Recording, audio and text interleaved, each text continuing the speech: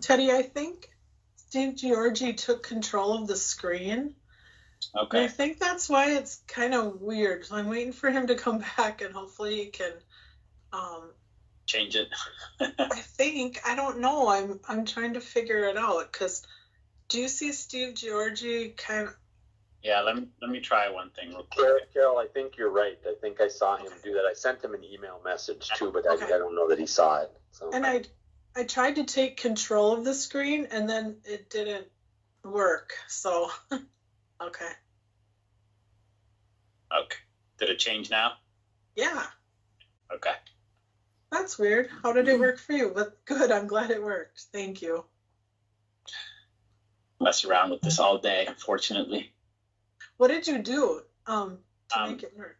You share your screen instead, Oh, right? Like you okay. take over and you share your own screen and then you unshare and it should get back to the normal piece, right? That worked. Okay, sounds good. Thank you.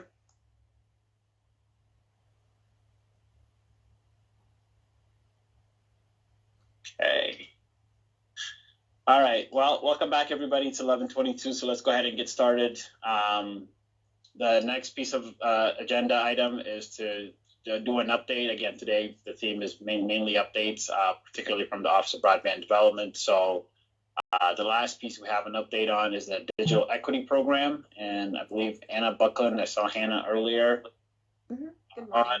Oh, there you are. Perfect. Awesome. So Hannah, I'll turn it over to you for an update on digital equity.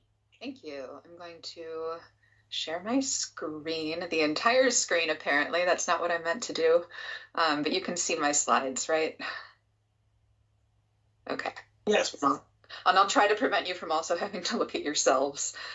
So just a brief update on digital equity work. If you were at the kickoff, some of this is going to sound familiar, but we've also done some tinkering with some of these ideas since then, so it's changed just a little. With the Digital Equity Act, which is complementary to BEAD, they exist in the same realm, but they're not the same thing. We have the required digital equity plan to work on for the state. This is due November 30th of 2023. Unlike BEAD, it's not followed by multiple other proposals and plans. We submit the digital equity plan, we wait for NTIA to approve it, and then once it's approved, we can submit a non-competitive application for digital equity capacity grant funds. And so the capacity grant funds are what we'll use to actually carry out the activities that are identified in the digital equity plan. The plan has 15 different components that are required. Some of them are listed here. So a statewide digital equity vision statement, some local inventories, looking at both like what kinds of assets exist in Minnesota and what kinds of barriers do people face. Identifying some statewide digital equity goals and identifying a timeline for how those goals will be addressed. And then that's what the capacity grant funding will support. When we're working on this plan, we've been directed to focus on 8 different covered populations that are particularly at risk for not having access to technology. Those are listed here: low-income households, aging individuals 60 years of age or older, incarcerated individuals, veterans, individuals with disabilities, individuals with language barriers, individuals who are members of a racial or ethnic minority group, and then rural individuals. In the notice of funding opportunity, it says rural inhabitants for some reason, and that's true, but also it sounds weird, so rural individuals. Our main strategy for planning for the Digital Equity Act centers around these digital connection committees. These were very briefly dubbed digital inclusion planning teams. So if you were at the kickoff event, you have a folder with a handout that says digital inclusion planning teams, and that is now considered a relic of a bygone era. I learned very quickly that if you call something a planning team, the people on the team are concerned that they need to develop a plan. And it's OBD's job to be creating this plan based on the information that the digital connection committees will bring to us. So these are self-selected work groups formed on a voluntary basis. This can be from a political subdivision, an anchor institution, a nonprofit, a business, a faith-based organization, any combination of these. I'm trying to keep this as broad as possible. The digital connection committees are responsible for receiving and sharing updates about the planning process. So we'll be communicating with the committees, and they can then send that information across their networks. The committees are responsible for gathering local information about digital inclusion, assets, needs, and goals. And this information is what will profoundly shape the office's digital equity plan. I don't have a draft of the plan ready now because we don't have this information yet, and I want to ensure that the plan that we end up submitting to NTIA is a plan that the office has, written and revised, but is shaped and determined by the actual needs out there across the state.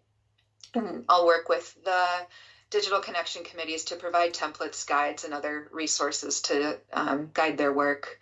The committees lastly serve as a network of partners for the office.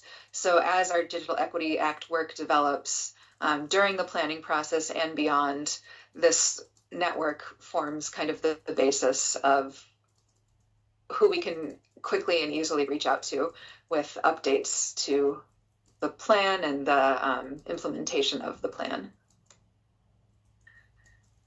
For organizations, etc., that register as digital connection committees or register a digital connection committee, there are some specific opportunities associated with this. The required opportunity, which is maybe a bit of a misnomer, but the required opportunity is that they receive and share updates from the office and let the office list their committee in a public directory.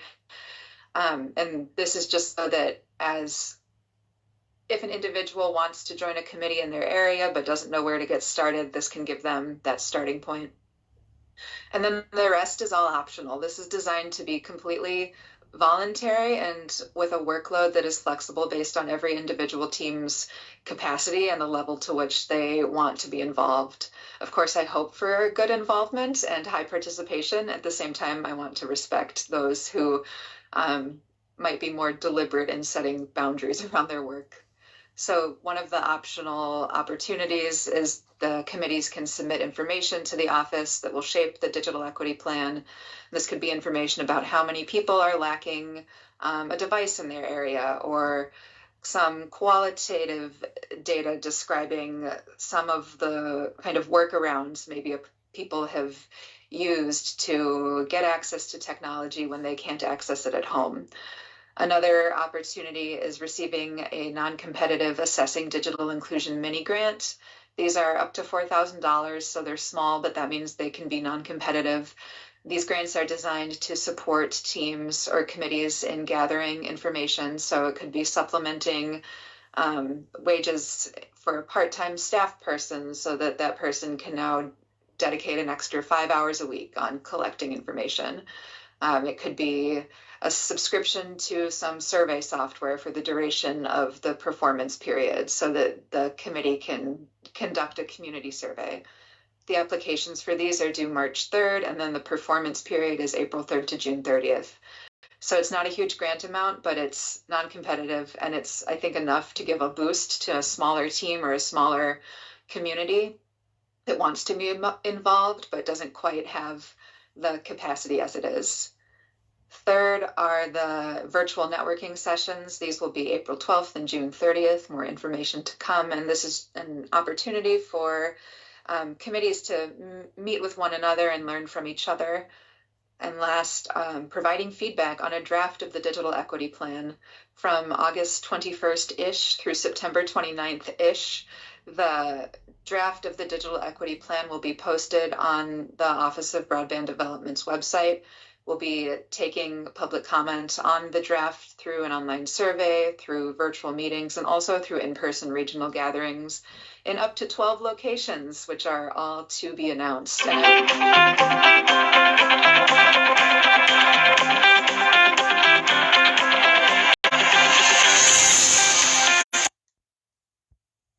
So for the mini grant opportunity that I mentioned, $4,000.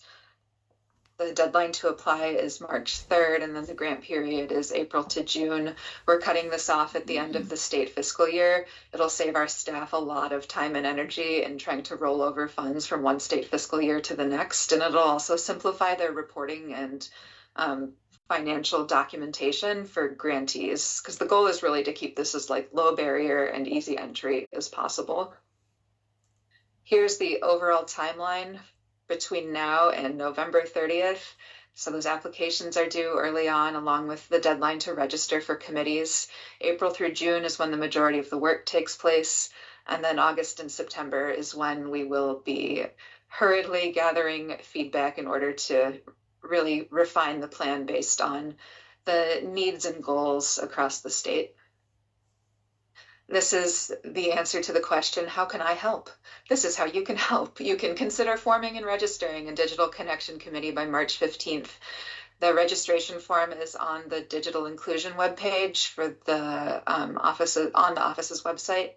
Existing groups that have a similar focus can register as they are. So a city that has maybe a broadband committee, they could register as they are. They could also recreate themselves in some way. And I want to emphasize that the workload is truly flexible, that like this at its strongest is a network of people, not a network of like production in a way. And so like having people involved is what matters most. And then number 2, tell people in your professional and personal networks about this opportunity by sending them the link. And there's my contact information. I will stop chatting now. And if we have any questions, I'm happy to answer. Barbara has a question for you. All right, Barbara. So there was something about February 1st.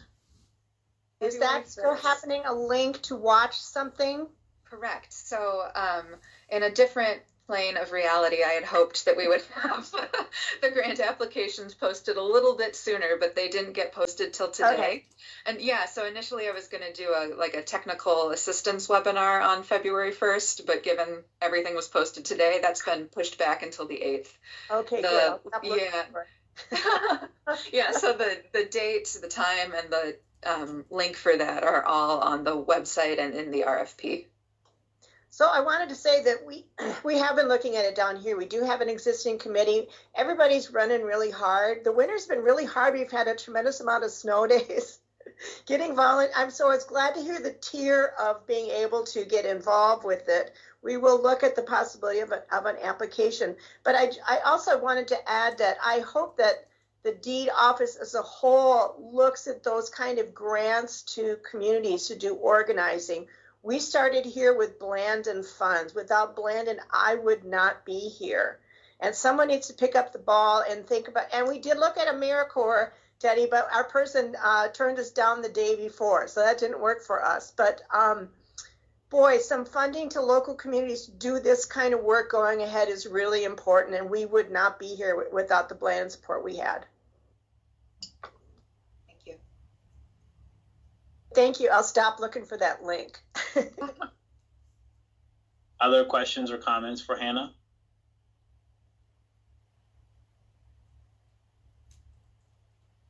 Hey, well, thank you, Hannah, for that update. That was terrific. Lots of good progress there, and lots more to come, right? So that's exciting that's getting completely off the ground. So thank you. Okay, moving on to our last agenda item for today. It was more of kind of just open floor for comments. Part of something to think about is obviously, like I said earlier, we have 2 more meetings, one in February and one in March, and I'll look up the dates in a second. But as you think of what type of presenters or what type of information you'd want to hear at our meeting, because we're not going to do subgroups or anything like that. We don't have a report to put together. We can decide in the next meeting whether we want to do a letter of sorts and what might be there if we needed to do one. But if you have specific presenters that you'd want to come to the task force and get in front of us, please let me know by email is fine, and just send me a note, and then you don't have to work on getting dates or anything lined up. We can work on making sure that we can line those things up. But if there are certain topics or certain speakers that you think would be beneficial to the task force to hear, do please let me know. So that was my sort of input or kind of request, but I'm open. Like, let's other thoughts from members of the task force for the next 2.5 months.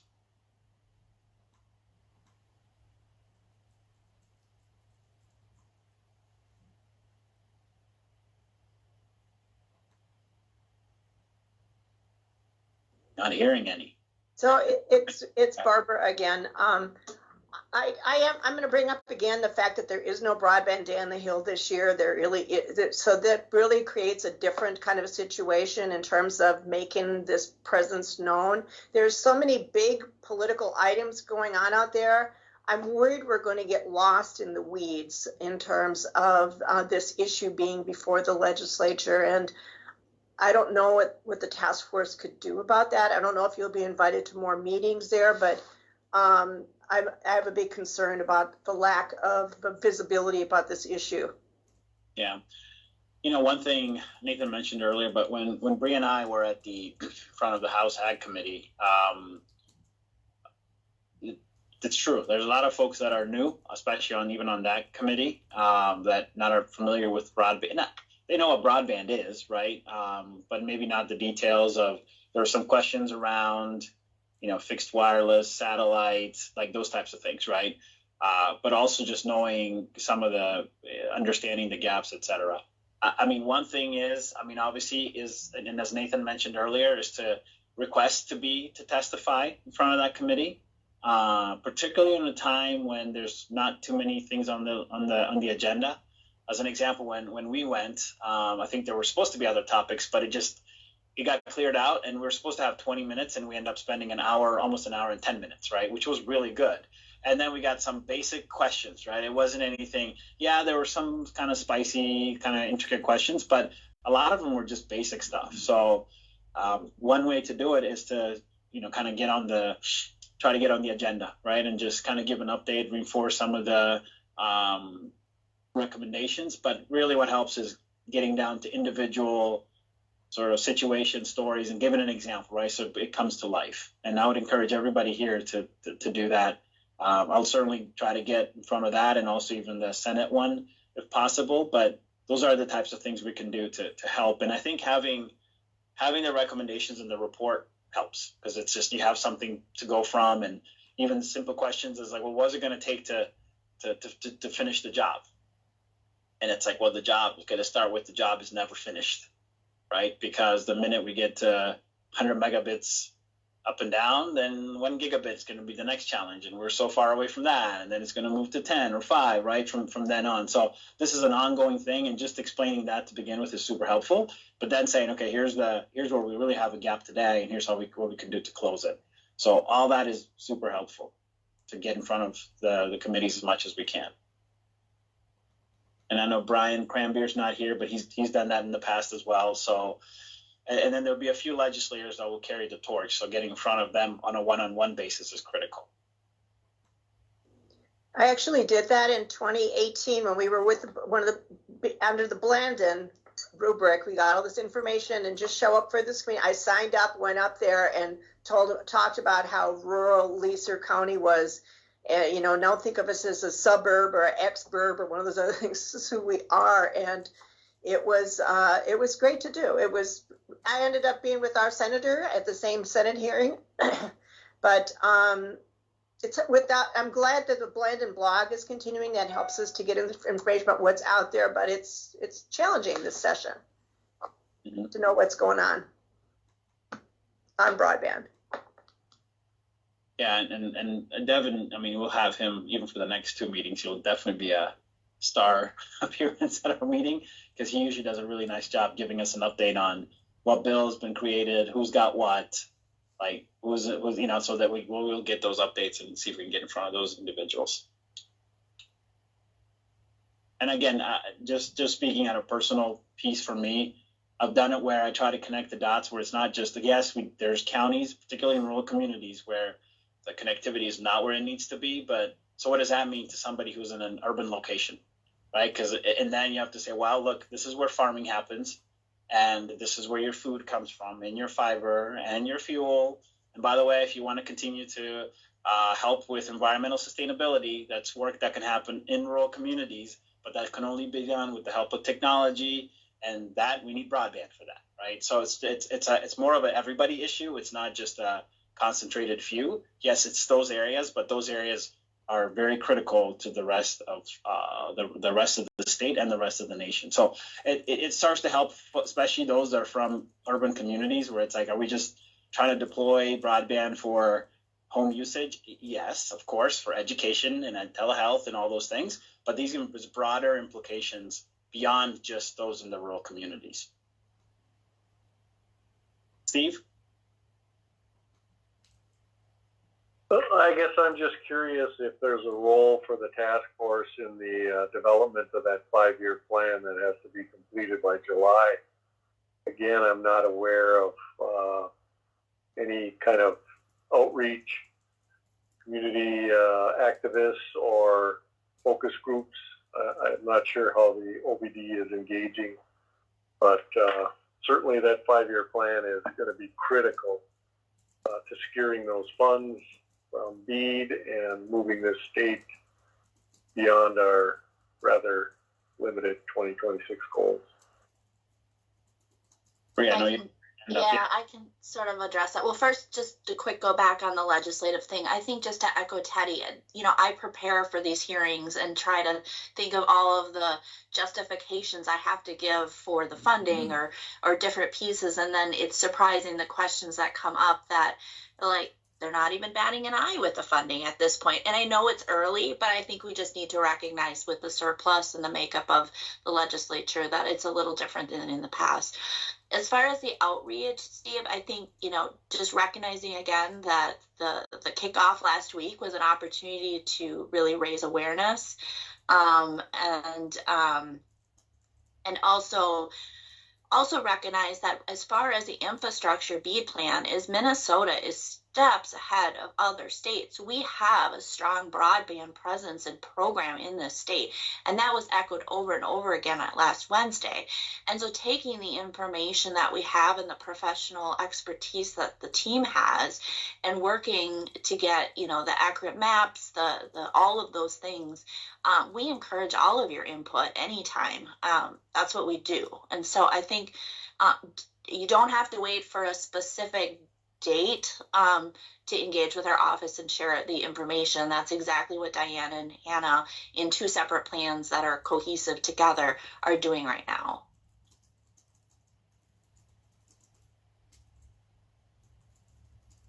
Thank you, Bree. Other thoughts? Anything on your mind? Oh, Barbara, just one more thing. After the conference, we were fortunate that our Region 9 person was there, and we're talking about doing a regional conference afterwards to follow up, for the networking and stuff like that. So I hope other regions will think of the same thing. With Blandon not being around anymore to do that advocacy and gathering of people, I'm hoping that the regions will pick that up, and Region 9 is going to look at doing a broadband summit again.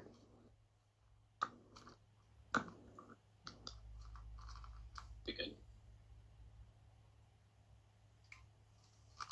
Okay. Other comments, questions, concerns from the task force members?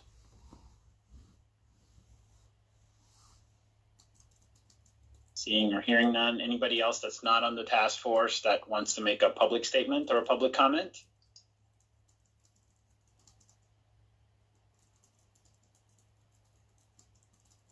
Okay, not hearing that either. Okay, so I mentioned 2 meetings. So our next meeting will be on February 22nd. And then the one after that will be March 27th. That'll be our last one. I would love for one of those 2 to be in person. I think we've tried a few in person and had some moderate because we had all things going on. But maybe, I don't know if it's the last one or the one in the February. I'll get together with Carol and Bree and Diane and see what makes sense. But we'll try to see if one of those 2 at least could be in person for us and do a little bit of a celebration. Again, if you think of speakers or even venues, actually, because if we did it in person, we could do a venue thing.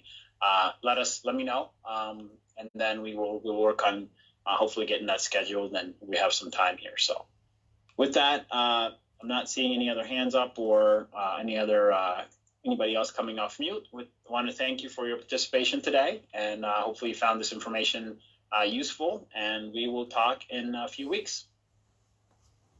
Take care. Sounds good. Thank you.